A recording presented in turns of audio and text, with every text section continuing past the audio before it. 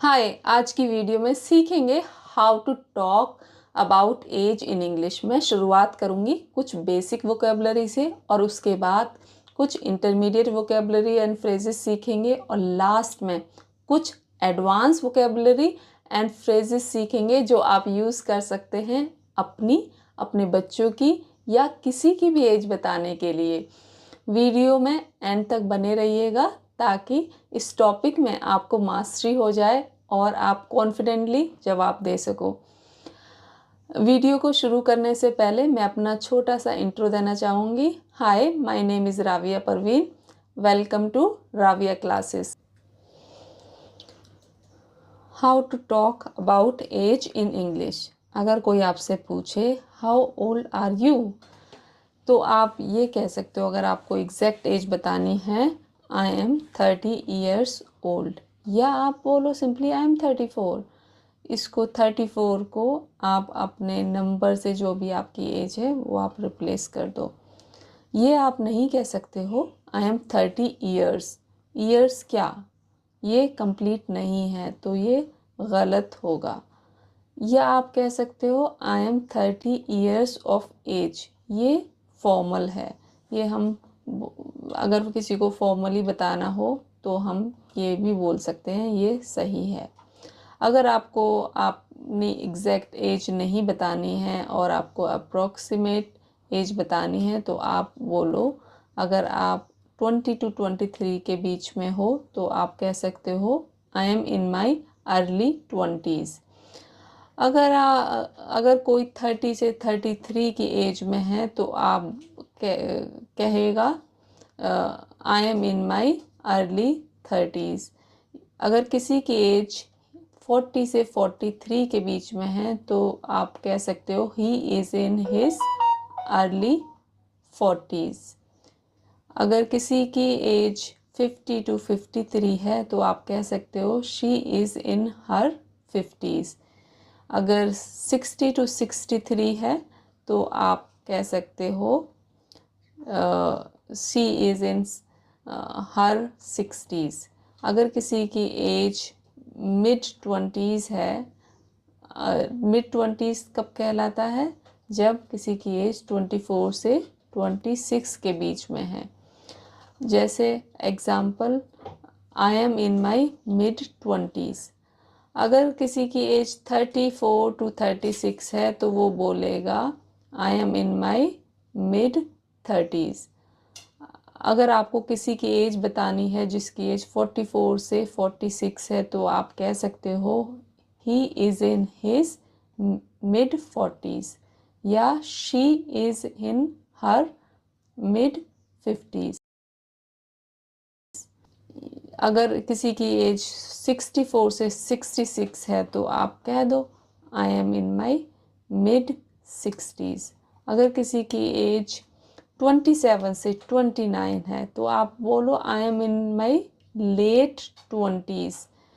अगर किसी की एज 37 से 39 है तो आप कह सकते हो she is in her late 30s या he is in his late 40s अगर उसकी एज 47 से 49 है।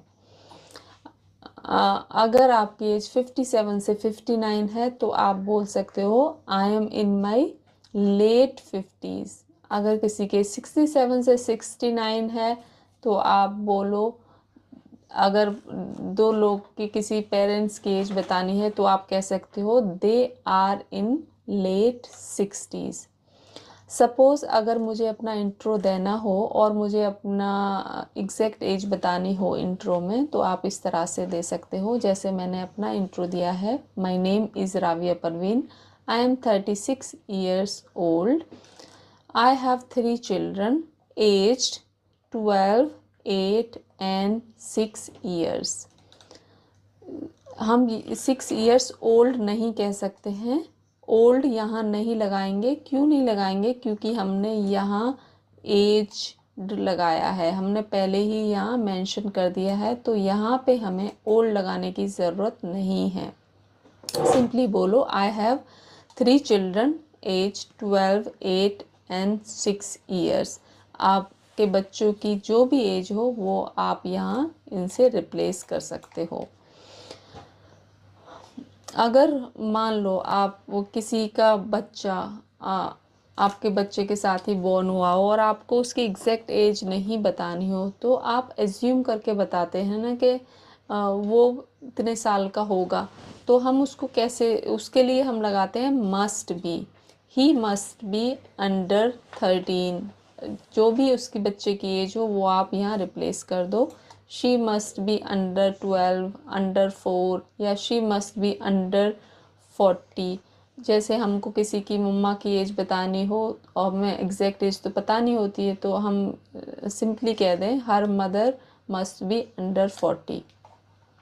अगर कोई बच्चा 0 से 2 मंथ ओल्ड का है तो वो न्यू बॉर्न कहलाता है। अगर कोई पूछे how old is your baby, तो अगर आप नहीं कह सकते हो my baby is 0 years old, ये गलत हो जाएगा। अगर आपका बेबी 2 दिन का है तो आप बोलो my baby is 2 days old. अगर 10 का है तो वो 10 days ओल्ड हो गया। अगर आप वीक में बताना चाह रहे हैं तो आप वीक में भी बता सकते हो, पर आप 0 years ओल्ड नहीं बोल सकते। 2 मंथ से 1 साल का बच्चे को हम कहते हैं इन्फेंट, तो वो इन्फेंट कहलाता है, न्यूबॉर्न नहीं कहलाता। न्यूबॉर्न की एज 0 to 2 मंथ है।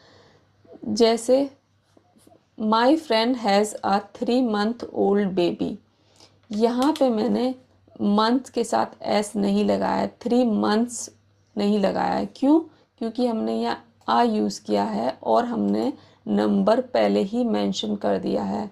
अगर यहाँ हम एस लगाएंगे तो ये गलत होगा। जैसे my friend has a 3 months old baby, तो ये गलत हो गया। तो सही क्या है? ये सही है, my friend has a 3 month old baby.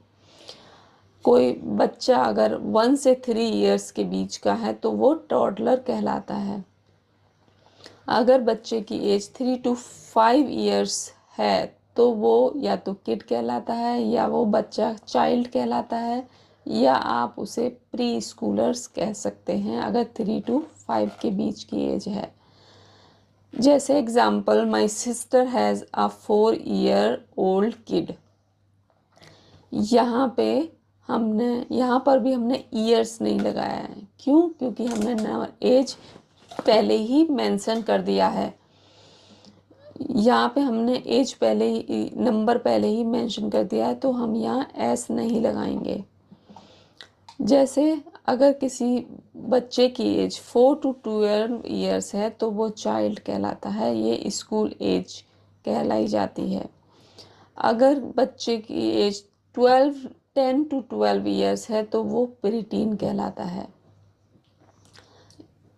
या हम उसको एग्जैक्ट नाम देना चाहें तो उसको ट्विंस भी कह सकते हैं। जैसे मेरा बेटा 12 साल का है तो मैं बोलूँगी माई सन इन हिज ट्विंस। हम उसको टीन्स नहीं कहला सकते, क्योंकि टीन्स की जो एज होती है वो 13 to 9 years ओल्ड टीनेजर या टीन्स कहलाता है। अगर हमें किसी चीज़ की एज बतानी हो तो हम क्या कहेंगे? तो हम उसके लिए लगाएंगे नंबर प्लस ईयर। जैसे for example, my 10 year old car still runs smoothly. यहाँ पर भी हम ईयर्स नहीं लगाया। क्यों? क्योंकि हमने यहाँ 10 लगा दिया। उसी तरह से आप किसी भी, आपके पास कोई भी चीज़ है, अगर उसकी एज बतानी है तो वो आप एग्ज़ाम्पल में मुझे कमेंट करके बताना। जैसे मैंने एक और एग्ज़ाम्पल दिया है या मोबाइल का, माई 8 year old mobile phone still functions really well. ये मैं पहले ही बता चुकी हूँ, ये एग्ज़ाम्पल पहले ही दे चुके हैं, तो हम इसको डिलीट कर देंगे। यहाँ पे मैं ये दूसरा एग्ज़ाम्पल है, my student in my class are above or below 15। My students in my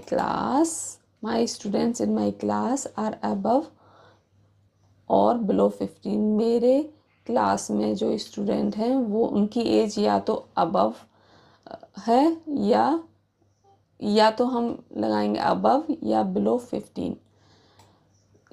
above or below भी, अगर 15 से ज़्यादा है तो हम अबव लगा देंगे और 15 से अगर नीचे है तो बिलो लगा दो। ये मैंने सिर्फ एग्जाम्पल के लिए समझाया है।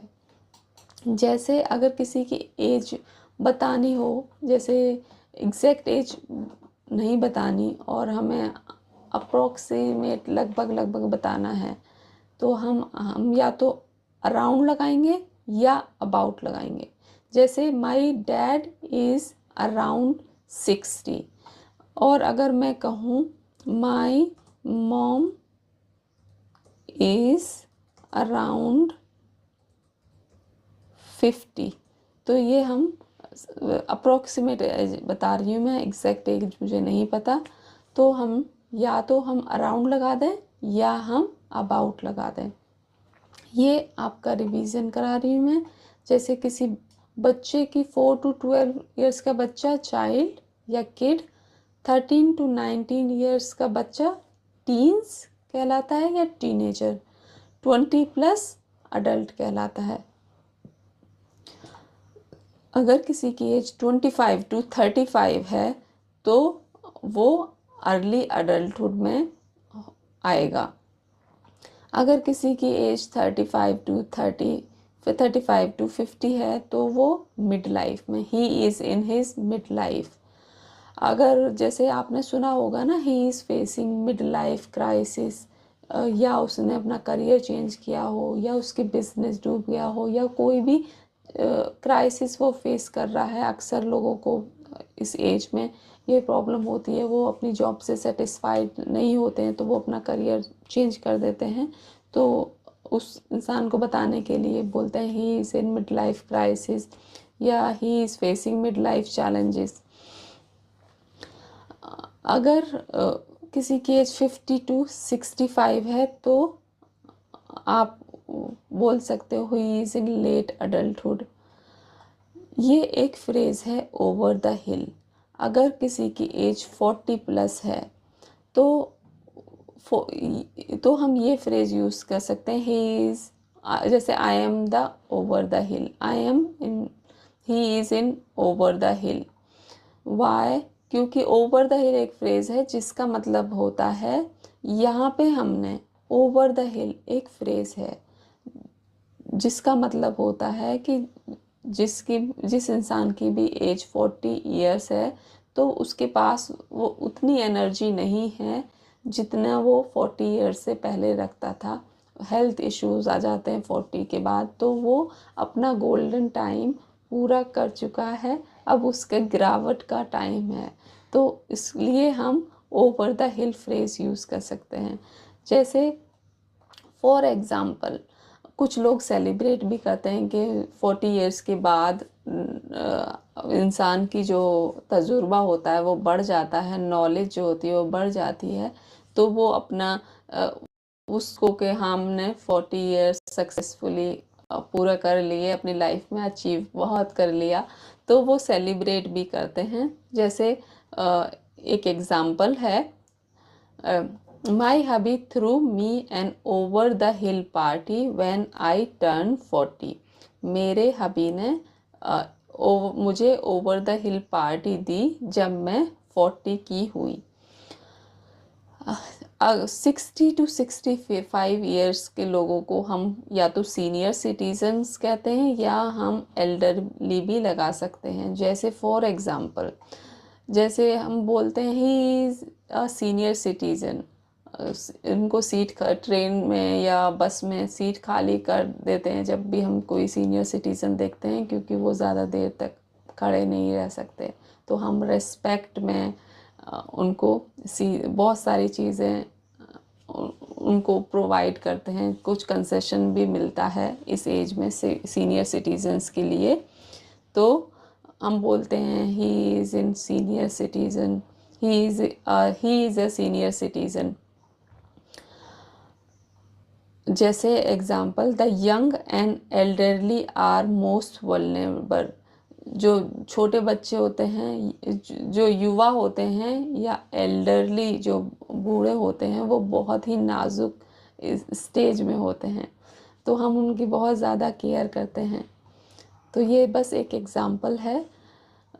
अगर कोई इंसान बहुत ज़्यादा बूढ़ा हो, लाइक सीनियर सिटीज़न से भी ज़्यादा उसकी एज हो, जो अपना काम खुद ना कर सकता हो, या वो किसी दूसरे पर डिपेंडेंट है वॉशरूम जाने के लिए, या हेल्थ इशू बहुत ज़्यादा हैं, तो हम बोलते हैं ना वो कब्र, उनका एक पैर कब्र में है, तो या उसके लिए हम ये फ्रेज़ यूज़ कर सकते हैं, 1 फुट इन द ग्रेव। इसका मतलब यही होता है एक पैर कब्र में होना। जैसे doctor said he is improving but it felt like he had 1 foot in the grave. Doctor ने कहा कि वो इम्प्रूव कर रहा है, पर ऐसा महसूस होता है कि उनका एक पैर कब्र में लटका हुआ है या कब्र में है। इसका लिटरली मीनिंग ये होता है कि वो उनकी हालत बहुत ज़्यादा ख़राब है, किसी भी टाइम कुछ भी हो सकता है। आज के वीडियो लेसन में बस इतना ही। I hope it helped you to learn just a little bit more English. अगर आपके कोई क्वेश्चन हो तो आप मुझे कमेंट करके पूछ सकते हो। Don't forget to like, share, subscribe. Enjoy learning with Raviya. See you soon in the next video. Till then, bye bye.